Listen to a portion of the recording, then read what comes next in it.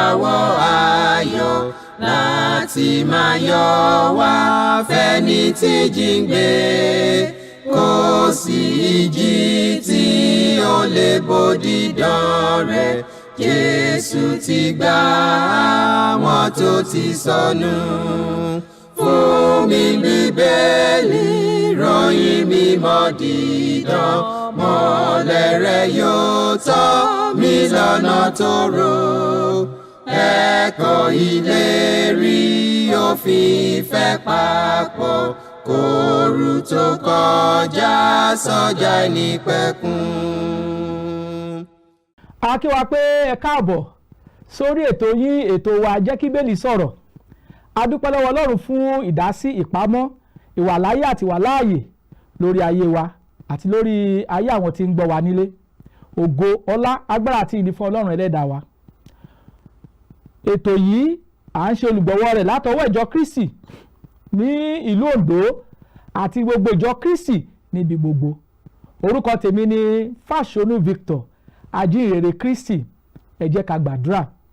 Ọlọ́run mímọ́ tí ń gbé níbi gíga náà, àwọn ọ̀run, a dúpẹ́ lọ́wọ́ yín.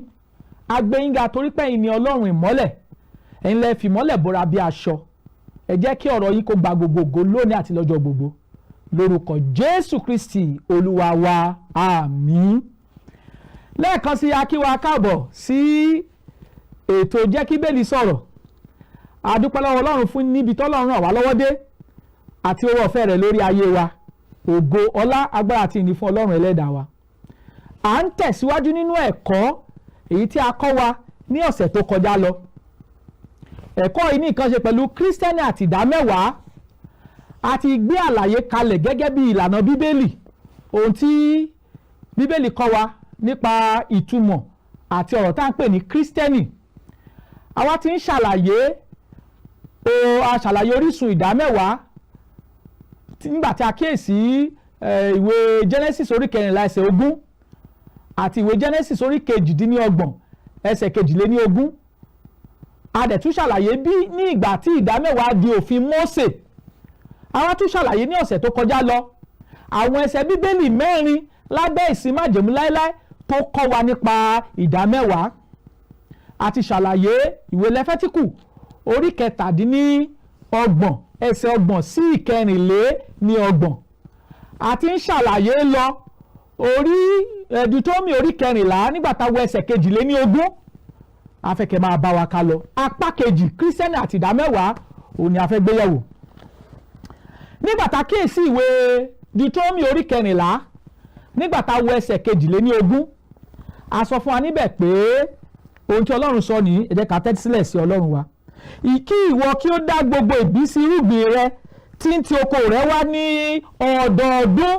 Àrí ìdámẹ́wàá ọlọ́dọọdún nínú ẹsẹ̀ Bíbélì yìí. Ìdámẹ́wàá ọlọ́dọọdún ó sì ní nǹkan ṣe pẹ̀lú nǹkan oko. Eléyìí gbúdọ̀ yé wa dáradára. Nígbà táwa kíyèsí ẹsẹ̀ 23 ìwé Deuteronomy orí 14 ẹsẹ̀ 23 ẹgbọ́n t'Olúwa wí. Ó ní níwájú Olúwa Ọlọ́run rẹ níbi tó ń gbé yàn láti forúkọ rẹ̀ sí ni kí ìwọ kí ó máa jẹ ìdámẹ́wàá ọkà rẹ, ti ọtí wáìnì rẹ àti ti òróró rẹ àti àkọ́bí ọ̀wọ́ ẹran rẹ àti àgbo ẹran rẹ, kí ìwọ kí ó lè máa kọ́ láti ìbẹ̀rù Olúwa Ọlọ́run rẹ ní ìgbà gbogbo. Ẹ wo ẹsẹ̀ 23 ìwé Deuteronomy orí 14. Ó sọ fún wa níbẹ̀ pé ìdámẹ́wàá ọlọ́dọọdún yìí ó níbi tí Ọlọ́run ti fi orúkọ rẹ̀ sí. Níbo ló forúkọ rẹ̀ sí? Jerúsálẹ́mù. Ìwé Króníkà kejì orí 6 ẹsẹ̀ 6 ẹsẹ̀ Bíbélì sọ fún wa pé níbẹ̀ Jerúsálẹ́mù ni òun yàn láti fi orúkọ òun sí. So ìyẹn túmọ̀ sí pé ìdámẹ́wàá ọlọ́dọọdún wọ́n mú ìdámẹ́wàá yìí lọ síbi tí Ọlọ́run fi orúkọ rẹ̀ sí. Tí àwọn ọmọ Ísírẹ́lì bá débi tọ́lọ́run forúkọ rẹ̀ sí, ẹsẹ̀ Bíbélì wa sọ fún wa pé wọ́n tún gbúdọ̀ jẹ níbẹ̀. Ẹ̀gbọ́n tọ́rọ̀ Ọlọ́run sọ ni. Ó ní kí ìwọ kí ó máa jẹ ìdámẹ́wàá ọkà rẹ àti ọtí wáìnì rẹ àti òróró rẹ àti àkọ́bí ọ̀wọ́ ẹran rẹ àti àgbò ẹran rẹ, kí ìwọ kí ó lè máa kọ́ láti bẹ̀rù Olúwa Ọlọ́run rẹ ní ìgbà gbogbo. So tí àwọn Ísírẹ́lì bá ti dé níbi tí Ọlọ́run yàn láti forúkọ rẹ̀ sí tí ń ṣe Jerúsálẹ́mù, Ọlọ́run ní kí wọ́n tún jẹ nínú ìdámẹ́wàá ohun tí wọ́n gbé wá. Ó sọ tá a jẹ nínú, ó ní ọkà, ọtí wáìnì, òróró, àkọ́bí ọ̀wọ́ ẹran àti àgbo ẹran. Àwọn ohun ìdámẹ́wàá tí wọ́n kó wá sí Jerúsálẹ́mù, Ọlọ́run sọ pé wọ́n gbọ́dọ̀ jẹ ń bẹ̀. Jẹ́ ká máa tẹ̀síwájú nínú ẹ̀kọ́ Bíbélì. Ẹ ká wo ẹsẹ̀ 24 Deuteronomy orí 14. Ẹ jẹ́ ká jọ máa wò ẹgbẹ́ Bíbélì kí a jọ máa ka Bíbélì papọ̀. Bí ọ̀nà náà bá sì jìjì fún ọ, tí ìwọ kì yóò fi lè rú lọ, tàbí ibi tí Olúwa Ọlọ́run rẹ yóò yàn láti forúkọ rẹ̀ sí bá sì jìjì fún ọ, ní ìgbà tí Olúwa Ọlọ́run rẹ bá bùkún ọ. 25 ẹsẹ̀ 25. Ǹjẹ́ kí ìwọ kí ó yí sí owó, kí ìwọ kí ó di owó náà ní ọwọ́ rẹ, kí o sì lọ sí ibi náà tí Olúwa Ọlọ́run rẹ yóò yàn. Àlàyé tá à ń sọ ni pé Ọlọ́run tún fi àlàyé kalẹ̀ pé bí ohun tí òun fi bùkún wọn, bí nǹkan oko wọn bá ta dáadáa tó sì yọ dáradára tó ṣe dáadáa, tó bá wá pọ̀ jù tí wọn ò lè rú lọ síbi tọ́lọ́run yàn láti forúkọ rẹ̀ sí, Ọlọ́run ní kí wọ́n tà á kan yìí sí owó, kó sì di owó yẹn ní ọwọ́ wọn. Nǹkan tó fẹ́ fi sọ̀dá mẹ́wàá yìí wọ́n gbọ́dọ̀ tà wọ́n yìí sí owó. Tó bá wá tà tó bá yìí sí owó tó kí ni wọ́n ó ṣe sí ẹ̀wò tí Bíbélì tún sọ. Ǹjẹ́ kí ìwọ kí ó ná owó yìí, kí ìwọ kó di owó yìí, kí ìwọ kí ó sì di owó náà ní ọwọ́ rẹ, kí o sì lọ sí ibi náà tí Olúwa Ọlọ́run rẹ yóò yàn. Kí ìwọ kí ó máa ná owó náà sí ohunkóhun tí ọkàn rẹ bá fẹ́, sí akọ màlúù tàbí àgùntàn tàbí ọtí wáìnì tàbí ọtí líle kan, tàbí sí ohunkóhun tí ọkàn rẹ bá fẹ́, kí ìwọ kí ó máa jẹ níbẹ̀ níwájú Olúwa Ọlọ́run rẹ, kí ìwọ kí ó sì máa yọ̀, ìwọ àtàwọn ará ilé rẹ. Ìlànà òfin ìdámẹ́wàá ta ní ni pé tí Ọlọ́run bá bùkún Ísírẹ́lì, ibi tó lọ́ọ́ yàn láti forúkọ rẹ̀ sí tó bá jẹ́ pé bẹ́ẹ̀ jì dáadáa, kí wọ́n ta ìkan ìdámẹ́wàá ìkan yìí sí owó, kó sì di owó yẹn ní ọwọ́ wọn. Tó bá wá dé Jerúsálẹ́mù tán, kí wọ́n wá ra nǹkan wọn ní tí ọkàn wọn bá fẹ́, kí wọ́n sì kọ́kọ́ jẹ níbẹ̀ àwọn àtàrà ilé wọn. Òfin Ọlọ́run fún ìdámẹ́wàá nìyí. Ìbéèrè ni pé àwọn tó ń ṣètò ìdámẹ́wàá ló ń jẹ oúnjẹ níbẹ̀, ṣùgbọ́n ẹ̀kọ́, ìlànà, òfin tá a rí nínú Bíbélì, àwọn tó gbúdọ̀ mú ìdámẹ́wàá wá wọ́n gbúdọ̀ jẹ nínú ẹ̀. Ẹ jẹ́ ká tẹ̀síwájú.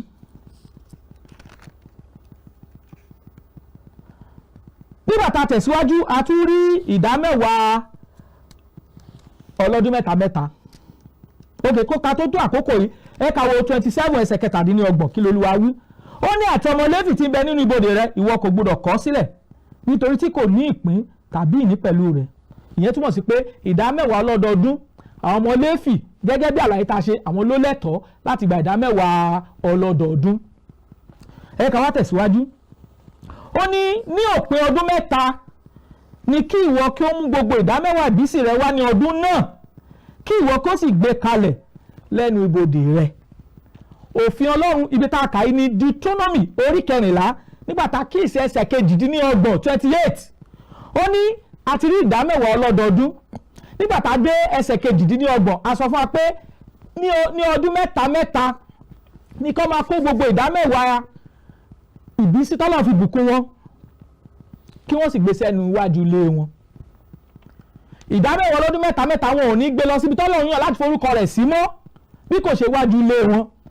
Àwọn wo ló lẹ́tọ̀ọ́ láti jẹ ìdámẹ́wàá, láti gba ìdámẹ́wàá ọlọ́dún mẹ́ta? Ẹ wo tí Bíbélì wí.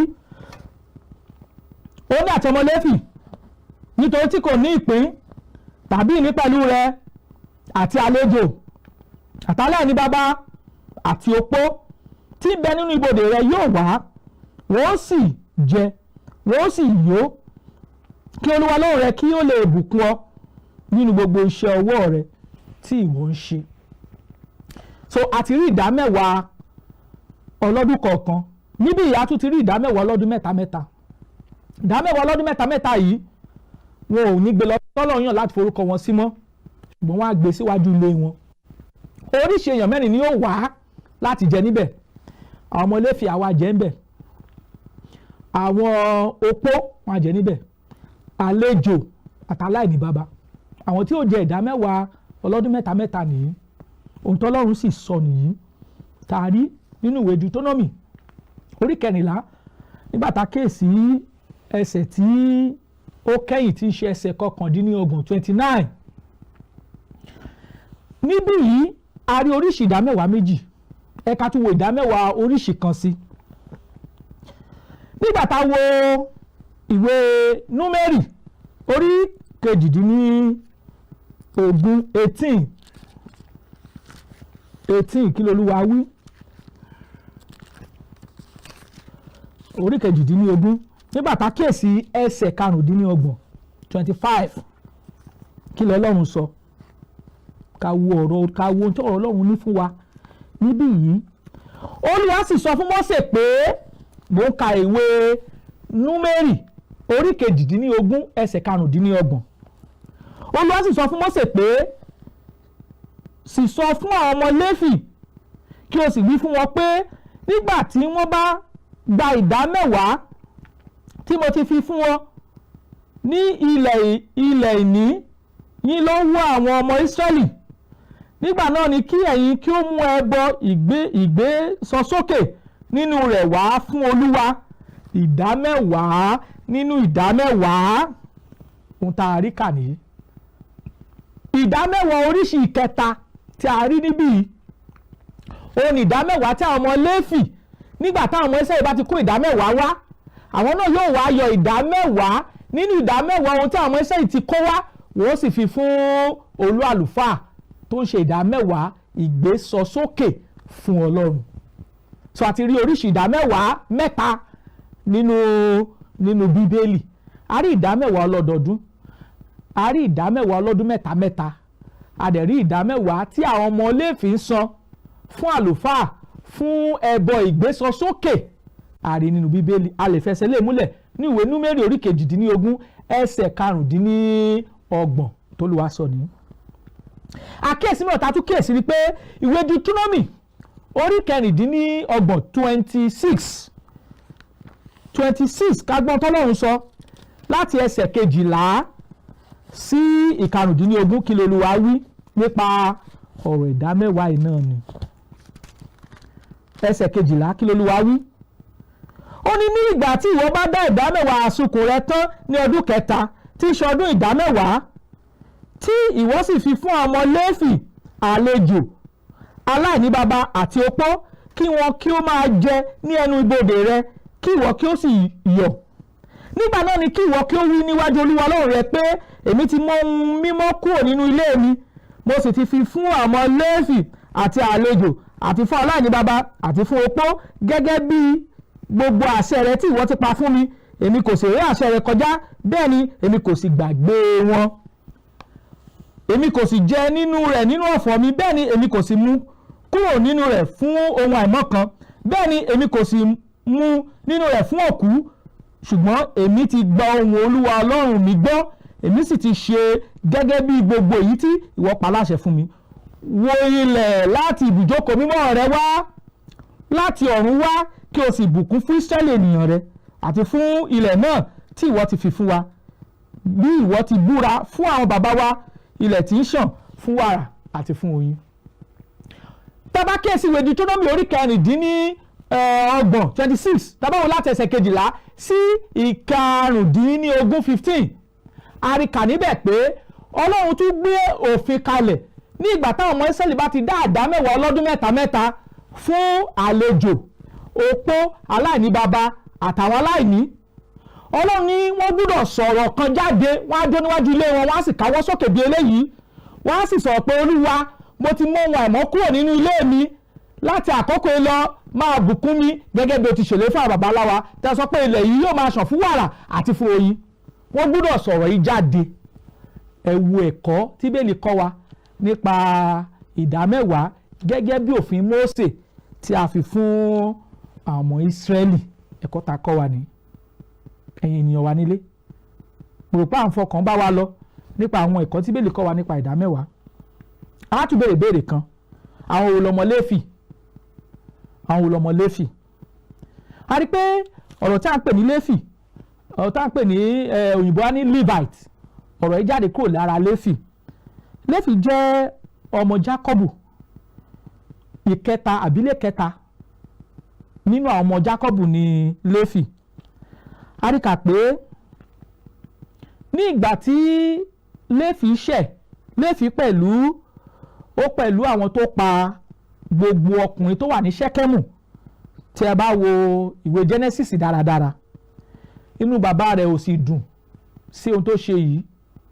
Nígbà tí bàbá rẹ̀ fẹ́ bùkún gbogbo wọn, ọ̀rọ̀ tó sọ fún Léfì ni pé a ó fọ́n ká gbogbo Ísírẹ́lì, a ó fọ́n ká mì pé kò ní rí ibùjókòó kan, a ó fọ́n wọn ká ní gbogbo Ísírẹ́lì. Àwòlé ní ìwé Genesis orí 49 49, nígbà tá kíyèsí ẹsẹ̀ 5 sí 7. Nígbà tí àwọn Ísírẹ́lì tí wọ́n kúrò ní Íjíbítì, nígbà tí wọ́n gbé òrìṣà kalẹ̀ tí wọ́n ń bo onírúurú òrìṣà, nígbà tí Mósè padà dé ọ̀dọ̀ wọn, ẹ mọ̀ pé Mósè lọ sórí òkè, ó sì lo ọ̀pọ̀lọpọ̀ ọjọ́, in fact a sọ fún wa pé ó lo 40 àárọ̀ àtalẹ́ lórí òkè tọ́lọ́run ń bá sọ̀rọ̀ àwọn gbogbo tó ẹ kó mọ̀. Nígbà tó dé, ó rí wọn tó ń sin òrìṣà. Àpótí ìwé tábìlì tó gbé lọ, a sọ fún wa pé tó ń gbé bọ̀ ó fọ́, inú ẹ̀ sì ru. Ṣùgbọ́n wá béèrè lọ́wọ́ àwọn Ísírẹ́lì pé ta ló ṣe tán láti máa sin Olúwa. Àwọn olóyìnbó á ní who is on the Lord's side, ta ló wà ní ọ̀dọ̀ Olúwa. Gbogbo àwọn ọmọ Léfì bọ́n ṣe yọwọ́ sókè ni pé àwọn ṣe tán láti wà ní ọ̀dọ̀ Olúwa. Níbi tá a ti yàn wọ́n nìyí gẹ́gẹ́ bí àlùfáà fún Ọlọ́run. Níbo la ti lè rí ọ̀rọ̀ yìí? Ìwé Exodus orí 22 tabakesi verse 26 ẹsẹ̀ 16. Níbẹ̀ ni àwọn ọmọ Léfì ti pinnu pé àwọn ó sìn Ọlọ́run bí a ti pè wọ́n gẹ́gẹ́ bí àlùfáà fún Ọlọ́run nìyí. A sì pa láṣẹ pé gbogbo àwọn ẹ̀yà mọ́kànlá Ísírẹ́lì wọ́n gbọ́dọ̀ máa dá ìdámẹ́wàá fún ẹ̀yà kan tí a pè ní ẹ̀yà Léfì. Bí ọ̀rọ̀ àwọn ọmọ Léfì bó ṣe jẹ́ nìyí. Àwa gbé òfin kalẹ̀ ká ran gbogbo ẹ̀yà Ísírẹ́lì lọ́wọ́ láti máa gbé ìdámẹ́wàá, láti máa kó ìdámẹ́wàá wá fún ẹ̀yà Léfì. So bí Ọlọ́run ti gbé òfin náà kalẹ̀ ní gẹ́gẹ́ bí àlàyé tá a ti ṣe, gbogbo ẹ̀kọ́ nípa ìdámẹ́wàá tó jẹ́ òfin Mósè a lè rí nínú ìwé Lẹ́fẹ́tíkù orí 27 ẹsẹ̀ 30 sí 34, Leviticus 27 verse 30 to 34. A tún lè rí nínú ìwé Deuteronomy orí 14 ẹsẹ̀ 22 22 sí ẹsẹ̀ tó kẹ́yìn ẹsẹ̀ 29. A tún lè rí ọ̀rọ̀ ìdámẹ́wàá ní ìwé Númérì orí 18 ẹsẹ̀ 25 nípa pé kí àwọn àlùfáà Léfì kí wọ́n máa san ìdámẹ́wàá fún olórí àlùfáà tí ń ṣe ìdámẹ́wàá ní irú ìkẹta. Àwa rí pé àwọn ọmọ Léfì gan la yàn láti jẹ́ àlùfáà fún Ọlọ́run, a ò sì yan ẹ̀yà mìíràn láti jẹ́ àlùfáà fún Ọlọ́run títí bí kò ṣe ẹ̀yà ọmọ Léfì nìkan. Nígbà tí ìrìn àjò náà ń lọ, a rí kà nínú ìwé Nehemiah orí 13 ẹsẹ̀ 10. Àwọn ọmọ Ísírẹ́lì wọ́n ti gbàgbé àwọn Léfì, wọn kò sì rántí wọn mọ́ nínú sísan ìdámẹ́wàá wọn fún àwọn ọmọ Léfì gẹ́gẹ́ bí Ọlọ́run ti pa láṣẹ. Oníkálukú gbogbo ọmọ Léfì oníkálukú ti ń lọ sóko, wọ́n ti lọ ń ṣiṣẹ́, nígbà tí àwọn ọmọ ẹ̀yà 11 yòókù tí wọ́n san ìdámẹ́wàá fún wọn. Ntaari nínú ìwé Nehemiah orí 13 ẹsẹ̀ 10 nìyí. Nehemiah kíyèsí pé àwọn àlùfáà tí ń ṣiṣẹ́ fún Ọlọ́run wọ́n ti lọ sóko, wọ́n ti lọ ń ṣiṣẹ́. N tó gbé wòlíì Málákì dìde nìyí láti sọ fún Ísírẹ́lì nínú ìwé Málákì orí 1 ẹsẹ̀ 1. Ó ní ọ̀rọ̀ ìmọ̀ ọ̀rọ̀ Olúwa sí Ísírẹ́lì nípa ọwọ́ Málákì, ìwé Málákì orí 1 ẹsẹ̀ 1. Nígbà tí gbogbo àwọn Ísírẹ́lì ti gbàgbé àwọn ọmọ Léfì, Ọlọ́run wá gbé wòlíì Málákì dìde láti rán Ísírẹ́lì létí òfin ìdámẹ́wàá èyí tí wọ́n fi fún wọn pé wọ́n gbọ́dọ̀ máa fi fún àwọn ọmọ Léfì. Nígbà tá kíyèsí ìwé Málákì orí 3 ẹsẹ̀ 6 kí l'Olúwa wí. Málákì orí 3 ẹsẹ̀ 6 kí ni Bíbélì kọ́ wa? Bíbélì kọ́ wa ní ohun tó ṣe pàtàkì níbí tá a sì gbọ́dọ̀ kíyèsí àwa tí a jẹ́ ẹni tí ń fẹ́ láti mọ ẹ̀kọ́ Kristi àti ohun tí Bíbélì sọ. Ẹgbọ́n tó wí o. Ó ní nítorí èmi ni Olúwa, èmi kò yí padà. Nítorí náà ni a kò ṣe run ẹ̀yìn ọmọ Jákọ́bù. Ẹ wo ẹsẹ̀ 7. láti ọjọ́ àwọn bàbá yín wá ẹ̀yin tilẹ̀ ti yapa kúrò ní ìlànà mi tí ẹ kò sì pa wọ́n mọ́. Ẹ yí padà sí ọ̀dọ̀ mi, èmi ó yí padà sí ọ̀dọ̀ yín, ni Olúwa Ọlọ́run àwọn ọmọ ogun wí. Ṣùgbọ́n ẹ̀yin wí pé nípa báwo ni àwa ó yí padà? Èèyàn ó wá jà Ọlọ́run ní olè, ṣùgbọ́n ẹ̀yin ṣáà ti jà mí ní olè. Ṣùgbọ́n ẹ̀yin wí pé nípa báwo ni a ó fi jà ọ́ ní olè? Nípa ìdámẹ́wàá àti ọrẹ.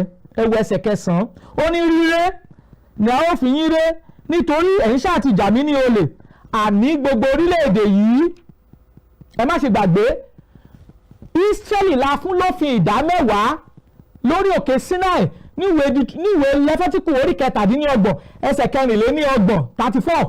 Ó ní ìwọ̀nyí ni òfin tí Olúwa pa láṣẹ fún Mósè lórí òkè Sinai fún Ísírẹ́lì.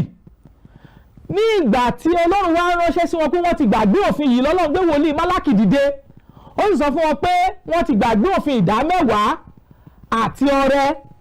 Lọ́lọ́run gbé wòlíì Málákì dìde, ó sì sọ fún wọn pé ríré la ó fi ń ré, àní orílẹ̀-èdè yìí, a mọ̀ pé orílẹ̀-èdè Ísírẹ́lì ló ń bá wí. Ilé gbọ́dọ̀ yé wa, orílẹ̀-èdè Ísírẹ́lì ló ń bá sọ ọ̀rọ̀ yìí. A tún kíyèsí ohun kan tá a gbọ́dọ̀ kẹ́kọ̀ọ́ nínú rẹ̀. Ọrẹ, a tún sọ̀rọ̀ nípa ọrẹ lábẹ́ májẹ̀mú láíláí, ìrúbọ olóúnjẹ ọrẹ, ẹbọ ọrẹ sísun àti bẹ́ẹ̀ bẹ́ẹ̀ lọ, ẹbọ ìdáríjì, ìdámẹ́wàá àti ọrẹ tó wà níbẹ̀, oríṣiríṣi ìrúbọ ni. Ilé gbọ́dọ̀ yé wa. Nígbà tá a kíyèsí ìwé Deuteronomy orí 28 ẹsẹ̀ 1 sí 13, ó sọ̀rọ̀ nípa pé òfin Mósè ó lọ pẹ̀lú ìbùkún àti ègún. Nígbà tá a kíyèsí Deuteronomy orí 28 ẹsẹ̀ 14 sí ẹsẹ̀ tó gbẹ̀yìn, ó sọ̀rọ̀ nípa ègún tí ń bẹ nínú òfin tí Ísírẹ́lì kò bá pa á mọ́.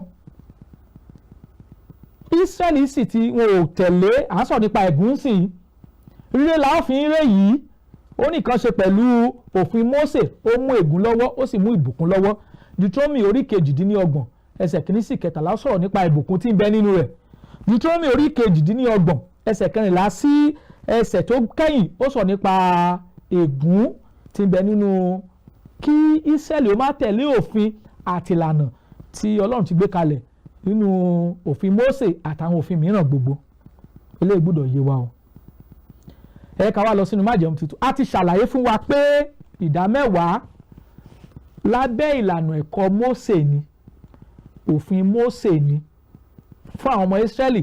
A ti ṣàlàyé onírú ìdámẹ́wàá tó wà oríṣi mẹ́ta: ìdámẹ́wàá ọlọ́dọọdún, ìdámẹ́wàá ọlọ́dún mẹ́ta àti ìdámẹ́wàá tí àwọn ọmọ Léfì ń sọ fún olú àlùfáà. A ti ṣàlàyé rẹ̀ fún wa.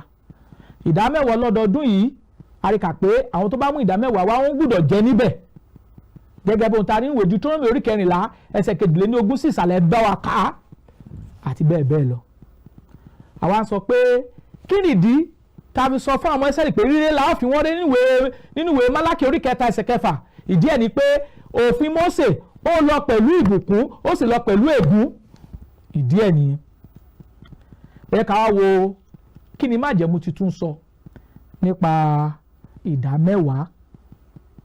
A rí ìwé Matthew orí 23 ẹsẹ̀ 23, Matthew 23 verse 23. Ó sọ̀rọ̀, ó ń bá àwọn Farisí àti akọ̀wé, ó pè wọ́n ní àgàbàgebè, ó sì sọ ní irú ohun tí wọ́n ń ṣe. A tún rí ọ̀rọ̀ ìdámẹ́wàá ní ìwé Lúùkù orí 11 ẹsẹ̀ 42. A rí níbẹ̀. Ó sọ nǹkan náà, ọ̀rọ̀ kan náà ló wà nínú Matthew orí 23 ẹsẹ̀ 23. Ọ̀rọ̀ kan náà ló wà nínú Matthew orí 23 ẹsẹ̀ 23 àti ìwé Lúùkù orí 11 ẹsẹ̀ 42. Ẹsẹ̀ Bíbélì kan náà ló ń sọ. A tún rí kà nínú ìwé Lúùkù orí 22 ẹsẹ̀ 12 pé Farisí nígbà tó lọ sí tẹ́ḿpìlì tó ń gbàdúrà tó rí agbowóde, ó ní òun gbààwẹ̀ lẹ́ẹ̀mejì lọ́sẹ̀, òun sì ń san ìdámẹ́wàá ohun gbogbo tí òun ní. Àtúrò ọ̀rọ̀ ìdámẹ́wàá níbí ní ìwé Lúùkù orí 22 ẹsẹ̀ 12. Ó tá wá rí ni pé Ọlọ́run ti pààrọ̀ òfin Mósè pẹ̀lú òfin Kristi. Ọlọ́run pààrọ̀ òfin Mósè sí òfin Kristi. Ìyẹn túmọ̀ sí pé Ọlọ́run ò ti pasẹ̀ ẹ̀kọ́ Mósè bá wa lò mọ́ nígbà tí Jésù Kristi tí ó ti kú tí ó ti jíǹde kúrò ní ìsà òkú. Yẹ ká gbọ́n tọrọ Ọlọ́run sọ. Ìwé Hébérù orí 9 ẹsẹ̀ 7 sí 8 kí l'Olúwa wí. Ìwé Hébérù orí 9 ẹsẹ̀ 7 sí 8 kí l'Olúwa wí. Ẹ wo ẹsẹ̀ 7 kí l'Olúwa wí. Nítorí pé ìbá ṣe pé májẹ̀mú ìṣáájú ni kò ní àbùkù, ǹjẹ́ a kì bá ti wáàyè fún èkejì. Ohun Ọlọ́run sọ ni. Ẹ wo ẹsẹ̀ 8. Nítorí a rí àbùkù lára wọn, ó wí pé kíyèsí ọjọ́ ń bọ̀ ni Olúwa wí tí èmi yóò bá ilé Ísírẹ́lì àti ilé Júdà dá májẹ̀mú titun. Eléyìí gbọ́dọ̀ yé wa. A ti pààrọ̀ òfin Mósè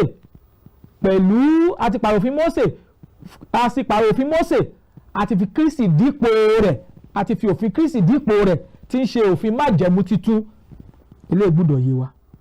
Nígbà tá a tún kíyèsí ìwé Hébérù orí 9 ẹsẹ̀ 13, ó ní èyí ni ó wí pé májẹ̀mú titun ó sì sọ ti ìṣáájú di asán, ṣùgbọ́n èyí tó ń di asán ti ń gbó ó sì múra láti di asán.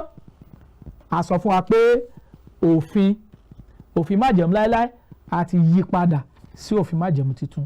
Ẹ ká tún wo ìwé Hébérù orí 7 ẹsẹ̀ 12 kí l'Olúwa wí. Ó ní nítorí ẹ wo ẹsẹ̀ 11, ó ní ǹjẹ́ ìbá ṣe pé pípé ń bẹ nípa oyè àlùfáà Léfì, nítorí lábẹ́ rẹ̀ ni àwọn ènìyàn gba òfin. Kí ni ó tún kù mọ́ tí àlùfáà mìíràn ìbá fi dìde nípa ẹ̀ṣẹ̀ Mẹ́kísẹ́dẹ́kì tí kò sì ṣe nípa ẹ̀ṣẹ̀ Áárónì. Ẹ wo ẹsẹ̀ 12, nítorí pé bí a bá ti pààrọ̀ oyè àlùfáà a kò lè ṣaláì má pààrọ̀ òfin. Ẹ̀yin ènìyàn wa nílé, a tún tẹ̀síwájú nínú ẹ̀kọ́ nípa Kristiẹni àti ìdámẹ́wàá. A sì ń gbé ìdámẹ́wàá yẹ̀wò gẹ́gẹ́ bí òfin àti ìlànà tá a rí lábẹ́ májẹ̀mú láéláé. A fi ọ̀nà Ọlọ́run bẹ̀ wá, ẹ tẹ́tí sílẹ̀ kẹ́ ẹ fọkànbalẹ̀ kẹ́ ẹ gbọ́ wa. A tún wá síwájú ní ọjọ́ mìíràn pẹ̀lú ọ̀fẹ́ àti ìbùkún Ọlọ́run ẹlẹ́dàá wa. Ní báyìí a ó dánidúró báyìí, tó bá tún di ọjọ́ mìíràn tó ń bọ̀ tẹ́ ó tún pàdé wa, ẹ jẹ́ ká máa kẹ́kọ̀ọ́ sí nípa ohun tí Bíbélì kọ́ wa nípa ìdámẹ́wàá àti àwa Kristiẹni ìjà pa wá láṣẹ lábẹ́ ìsìn májẹ̀mú titun láti san ìdámẹ́wàá bí. Ẹ ṣé Olúwa yóò wà pẹ̀lú wa. Ẹ má ṣe gbàgbé ìwé Jòhánù orí 9 ẹsẹ̀ 22 sọ fún wa pé ẹ̀yin ó mọ òtítọ́ yóò sì sọ yín di òmìnira. Títí tá a ó tún pàdé pẹ̀lú ọ̀fẹ́ àti ìbùkún Ọlọ́run, kí àlàáfíà Ọlọ́run kó máa bá wa gbé lórúkọ Jésù Kristi Olúwa wa. Àmín. Tí ẹ bá fẹ́ pè wá, nọ́mbà tẹ́ ó pè wá sí nìyí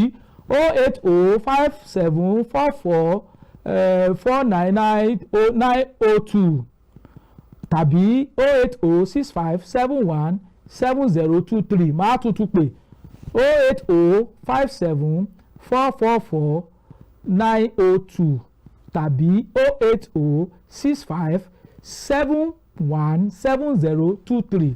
Àlàáfíà Ọlọ́run kí ó máa bá wa gbé lórúkọ Jésù Kristi Olúwa wa. Àmín. Fún mi ní Bíbélì ìràwọ̀ ayọ̀ láti máa yọ̀ wá fẹ́ni tí jíǹde. Kò sí ìjì tí ó lè bòdì dán rẹ̀. Jésù ti gbà àwọn tó ti sọnù. Fún mi Bíbélì ìròyìn mímọ́ dídán, mọ́lẹ̀ rẹ̀ yóò tọ́ mi lọ́nà tòrò. Ẹ̀kọ́ ìlérí òfin ìfẹ́ papọ̀, kóru tó kọjá sọ́jà ìnípẹ̀kun.